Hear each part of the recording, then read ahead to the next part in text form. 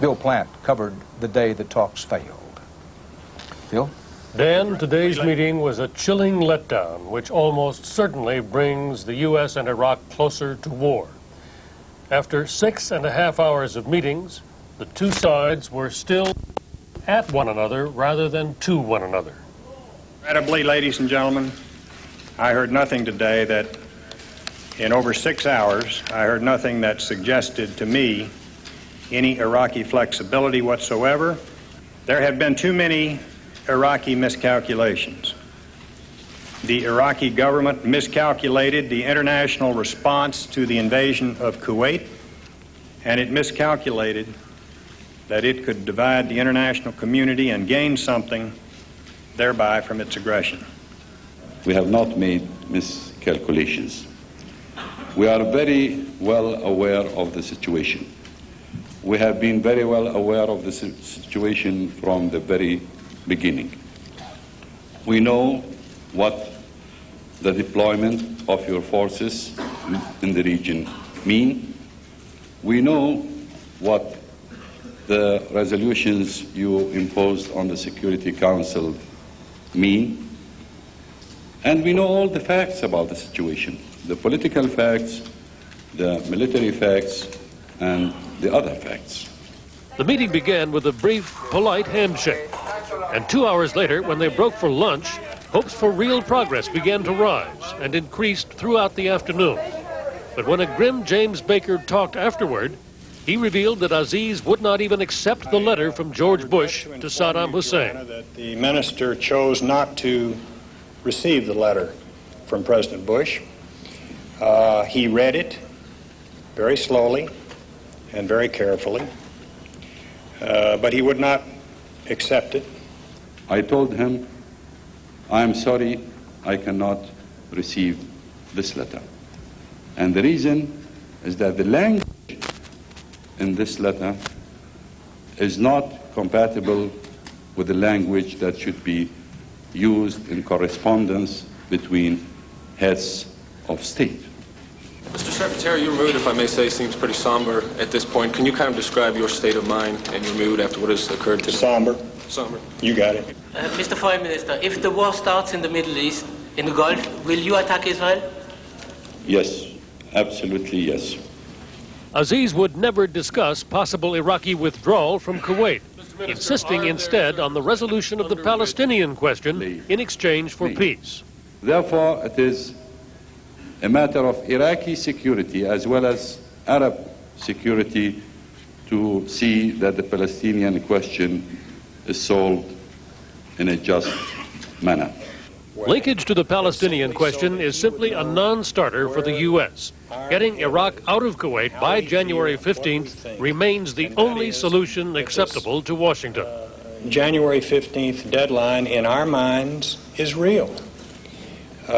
Iraq can choose to believe that or not. Iraq will defend itself in a very bold manner. We are a courageous nation, and we deeply feel that we have been treated unjustly. On that down note, the U.S. and Iraq both stuck to their hard line with little prospect of change unless one side blinks. There is the slight possibility of an initiative by the United Nations, but what this long-awaited meeting between the U.S. and Iraq produced was really not talk about how to stop a war, but rather about how a war may start. Dan? Thanks, Bill. There is word from the UN that Perez de Cuellar may indeed decide to make another last-ditch effort by going to Baghdad. For his part, President Bush, at a news conference this evening, sought to keep the attention and focus on Saddam Hussein's rape of Kuwait and the fact that, as the president put it, he must get out of Kuwait. Mr. Bush also stepped up pressure on the U.S. Congress to back him now with a resolution approving the use of force if necessary. White House correspondent Wyatt Andrews has our report. A disappointed, discouraged president tracked the lack of progress in Geneva all day, taking 2 phone reports from the Secretary of State in the study off the Oval Office. By mid-afternoon, Mr. Bush reported to a group of congressmen just how completely the discussions had failed. There was no concession by the Iraqis, no give, and they rejected the letter to even take that directly. to Saddam Hussein. The president, by his own account, grew even less hopeful for a peaceful outcome as he watched the entire press conference given by Tariq Aziz. There was not one single sentence that has to relate to their willingness to get out of Kuwait. This was a total stiff arm. This was a total rebuff. Here's what changed today.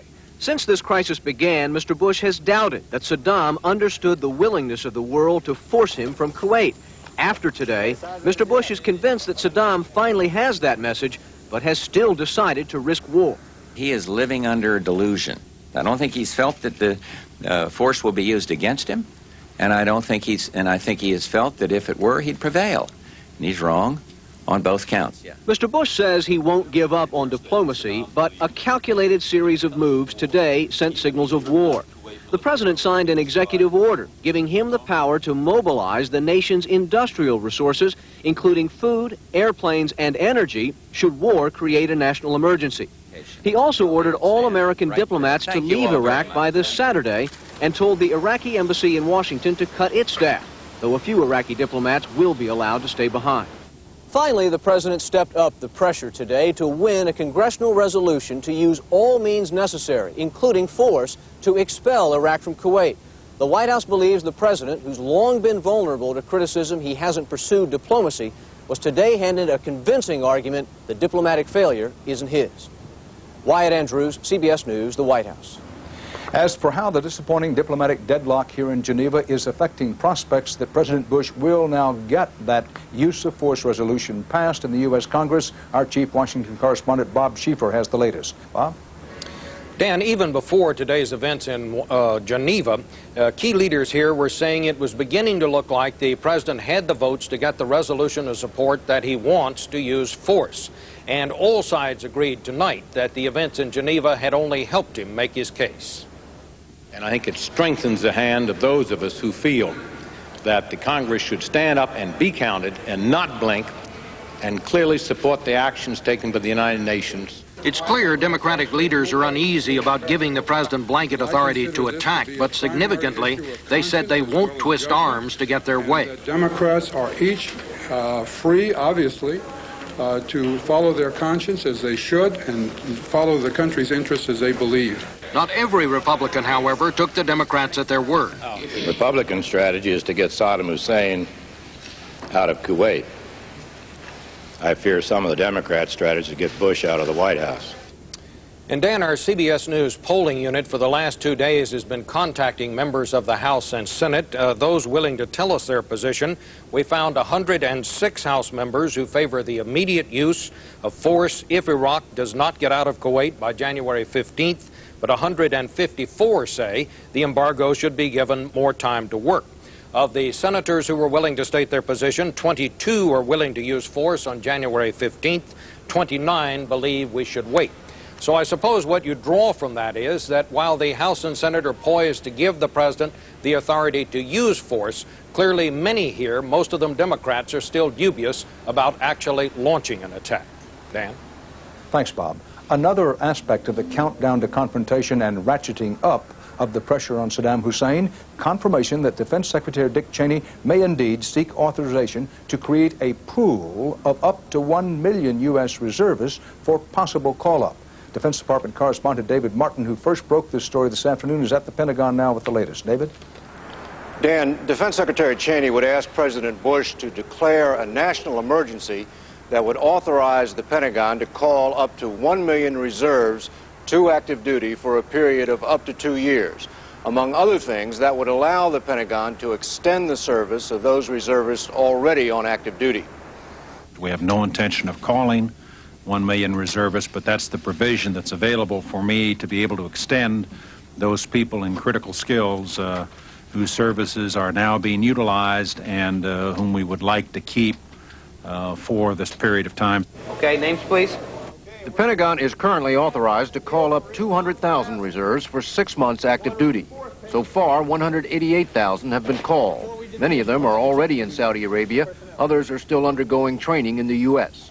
But for some of those units, the 6 months are just about up. I think this is a logical next step, given that the 6-month clock is running out and will run out in February on the initial reservists that were called up and deployed in August and September. The authority to call up to 1 million reserves would also create a manpower pool from which the Pentagon could continue to draw if Operation Desert Shield should turn into a shooting war. The military is clearly beginning to feel a manpower pinch. The Marines, for instance, have begun advertising for former Marines to re-enlist. There's still no talk of returning to a draft, but for those reservists caught by this call-up, it must feel like a draft. Dan? David Martin. Stay here with us now for the latest from inside Iraq and the French and Algerian effort. Besides UN Secretary General Pérez de Cuéllar's mission to Baghdad, initiatives are now in the works from European and Arab leaders. Tom Fenton reports from London. French President Mitterrand was the first to step into the breach, offering to mediate even before the Geneva talks broke off. Mitterrand said France will continue its efforts right up till midnight Tuesday. The French are coordinating their efforts with the Algerians, who played a crucial role in the Iran crisis. Algeria is at the center of a network of peace efforts. German Foreign Minister Genscher has been working with the Algerians on a peace formula. The 12-nation European community has proposed talks with the Iraqis in Algeria. And the Algerians have been working with the Yugoslavs to sound out Saddam Hussein on possible solutions. But the mediator with the greatest chance of success is UN Secretary General Pérez de Cuéllar, who is planning a last-ditch trip to Baghdad. Iraq said tonight he would be welcome. And I suppose it's fair to say that if Saddam Hussein decides to climb down, it's easier for him to climb down to the Secretary General of the United Nations than it is directly to the United States of America. So I think there is a very thin hope there. The Palestinian question is at the heart of a possible diplomatic solution. Saddam Hussein wants an international peace conference to resolve the Palestinian problem. Mitterrand wants Iraq to be given a commitment that the conference will be held if it withdraws from Kuwait. I suppose France has no problem in recognizing the linkage, and this is where there could be a breakthrough. Almost everyone agrees that the Palestinian question will have to be addressed after the crisis. But the United States insists that Saddam Hussein must not be seen to be rewarded for his aggression. The problem for would-be peacemakers is to find a formula of words that could breach this diplomatic gulf. Tom Fenton, CBS News, London. It has now been confirmed that the UN Secretary General Pérez de Cuéllar will be leaving for Baghdad tomorrow night. Some Western diplomats tonight are reported packing up to leave Baghdad beginning tomorrow. As reported earlier, Secretary of State Baker said that all U.S. diplomats will leave Baghdad Saturday, 3 days before the UN deadline. Of course, for most Iraqis, there is no way out. Scott Pelley reports from Baghdad. A Baghdad gas station today. Long lines, short tempers, provoked by the fear of war. There is panic buying and hoarding. Many believe they will need gasoline to escape the city. In the markets, shoppers are stocking up too, concerned about shortages, but maintaining the brave front. We hope for peace, says Abdullah, but we are not afraid of war. Today, Iraq hosted an international conference of Muslim clerics. A message from Saddam Hussein read to the delegates said, America's aim is to destroy the riches, heritage, and culture of Islam. Iraq promotes the conference as an Islamic endorsement of its policies, but most delegates are Iraqi, and the international members are not the mainstream leaders of the Muslim world.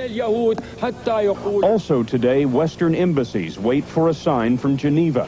Heavy with supplies, embassy vehicles are prepared for a run to the border. 6 American Foreign Service officers remain at the U.S. Embassy here. They are now packed and are planning to leave Baghdad by the 12th.